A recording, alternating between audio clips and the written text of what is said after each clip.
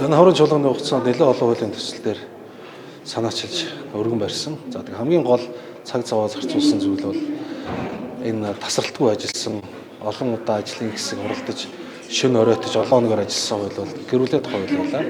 Тэг гэрүүлээ тухай хууль дөрвөн парламент дамжиж за нийтдээ Монгол Засгийн газраас 5 дахь удаага өргөн барьсан.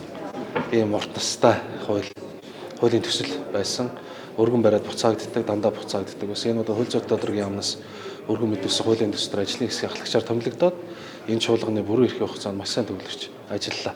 Гэрүүлэн тухай хуулийн шинжилгээ хариуцснаар бид нар өнгөрсөн 27 жилийн турш 1999 онд гэрүүлэн тухайд батлагдсанаас хойш үүсэдсэн шүүх болоод за иргэд хоорондоо шүүхтэр хэлцэж байгаа маргаан болоод иргэд хооронд үүсэдсэн их зүйн зохицуулалт шаардлагатай маш олон асуудлуудыг бид нар шийдлээ. Их хурлын дарга маань гэрүүлэн тухай хуулийг батлахад ерөнхийдөө бүгд нэг дурдаад хэлсэн. Хамгийн гол нь бид нар хүүхдийн ашиг сонирхлыг нэгдүгээр тавьж асран тэтгэх, тэжээн тэтгэхтэй холбоотой харилцаа, үржилттэй холбоотой харилцаа, гэрлэгчдийн хоорондын харилцаа, хамтын амьдрал гэсэн одоо дундын эд хөрөнгө, асран хамгаалалт гэдэг маш олон чиглэлүүдээр Монгол улс дутагдж ирсэн энэ эрх зүйн хэм хэмжээг баталсан. Ийм түүхий үйл явдал боллоо. Бид хуулиа батлахдаа дэлхийн олон улс орнуудын жишг өнөөдөр дэлхийд дээр ямар улсууд тэргуунд явж байгаа, ямар улсуудын гэр бүлийн харилцаа илүү сайн зохицуулттай байна гэдгийг маш сайн судлахыг хичээсэн.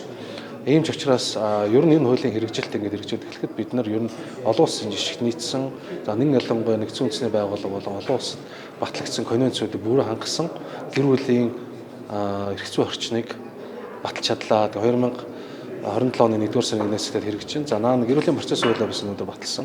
Гэр бүлийн процессын хууль батлагдсанаас гэр бүлийн маргааныг шийдвэрлэх, байгуулагдсан ба гэр бүлийн шүүх үйл ажиллагаагаа явуулах ийм таатай нөхцлөөр хангалттай.